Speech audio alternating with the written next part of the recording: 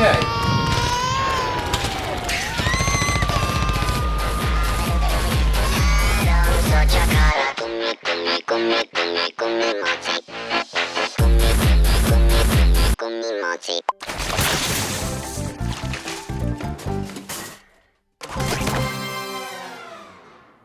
Hey, don't worry.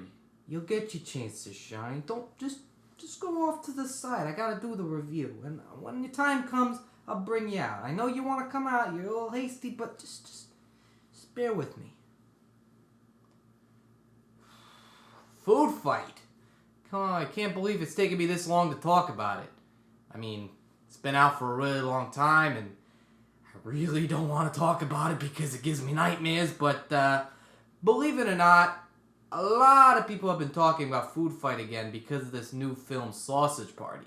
The comedians Seth Rogen and Evan Goldberg came together to produce what people have been calling the better/raunchier version of Foodfight.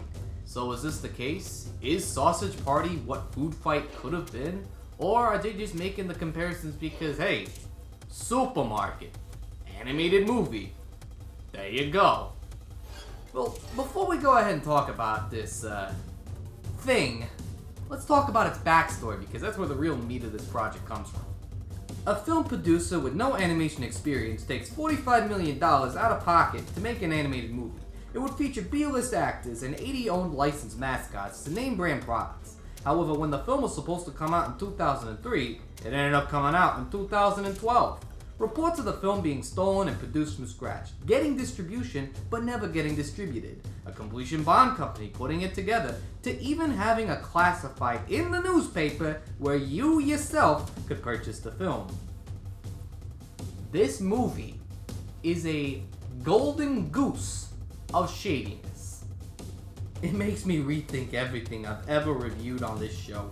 For years I've heard of this thing, but it wasn't until one fateful day when the media hunter gave me his copy to see what I thought. I thanked him for the gift, and this was his response. Yeah, sure. It's the gift that keeps on giving. Seriously. So with a rounded budget of $65 million, a competent voice cast, and licensed mascots we all know and love, how did this thing turn out?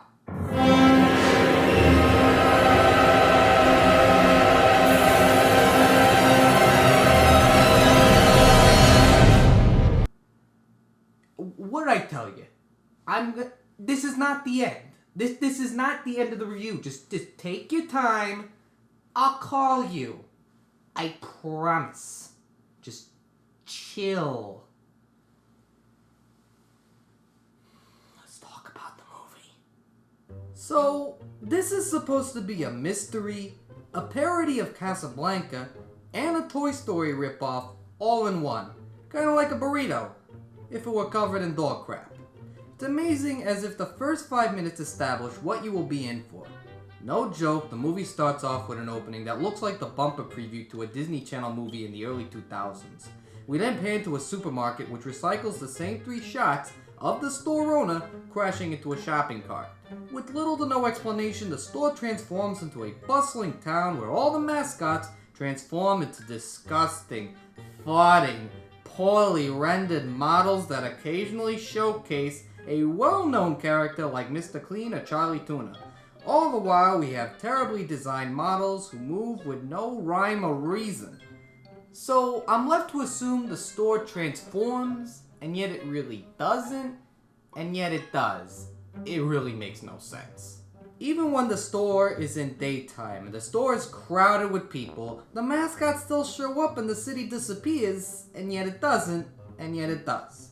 What works about movies like Toy Story or the Lego Movie is that it plays with the concept of our reality versus the unreal, playing up to the limitations of what these characters could do when people are not looking or have no understanding about.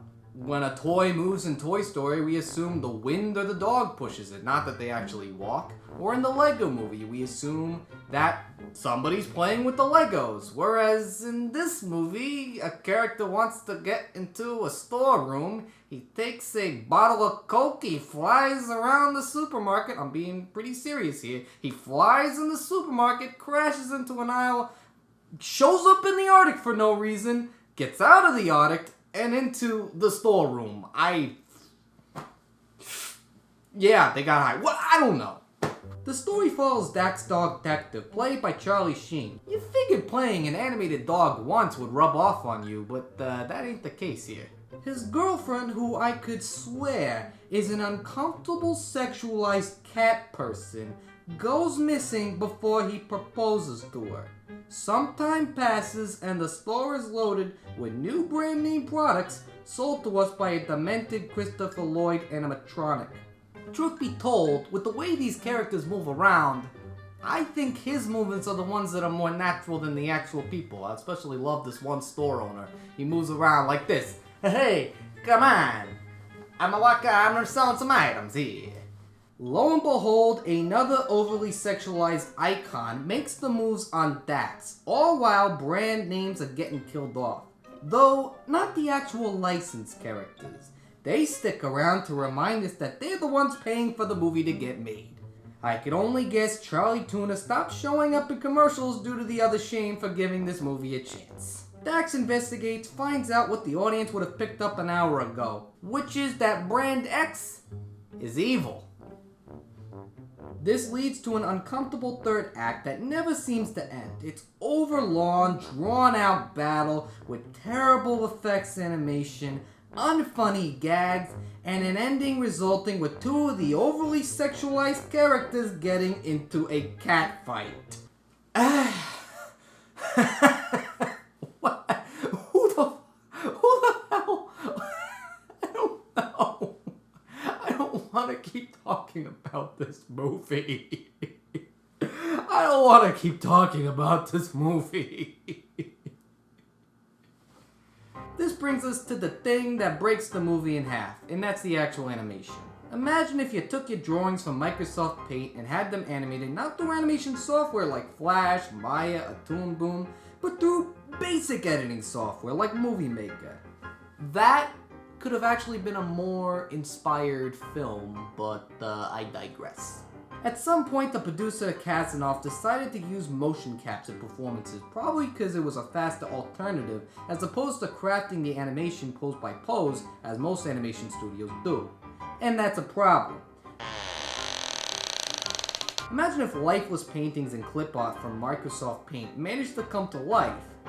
No, nobody wanted that, but Foodfight dares you to do so. An earlier trailer revealed some similar renderings and some different character designs, but overall the animation does emphasize different facial expressions and eyes that are, well, actually moving. Take a look at this shot where the Brand X femme fatale, voiced by Eva Longoria, is looking at the camera. And look what actually came on screen. Yeah, the stuff of nightmares. We can owe it up to the trailer revealing the original movie that was reported stolen and Kazanov having to start from scratch, leading us to characters who do odd motions with their arms, twists and turns, and, my favorite, the dancing scenes.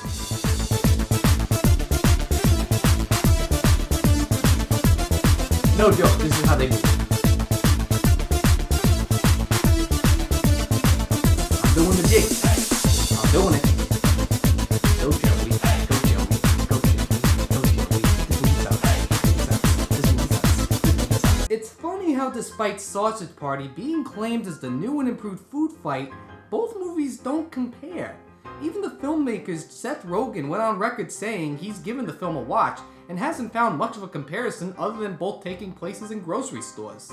It's not even about food, because the logos are what come to life. Well, and that's what's even the most confusing thing about it. You're going to do it right. The food itself isn't even like... Besides, why would well-established filmmakers want to stoop to that level? Alright, come on over. You want your shot? Come on. This brings us to my question for the day. What is your favorite mascot to any cereal item, any brand name thing you could think of? Comment and let me know. Hopefully their reputation hasn't been completely destroyed by this movie. I'm Joey Tedesco, and I'm gonna go ahead and give Sausage Party a watch. Oh, Jesus! Oh, gummy skin!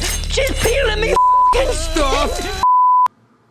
Oh, shit. Movies should not take place in grocery stores. The end.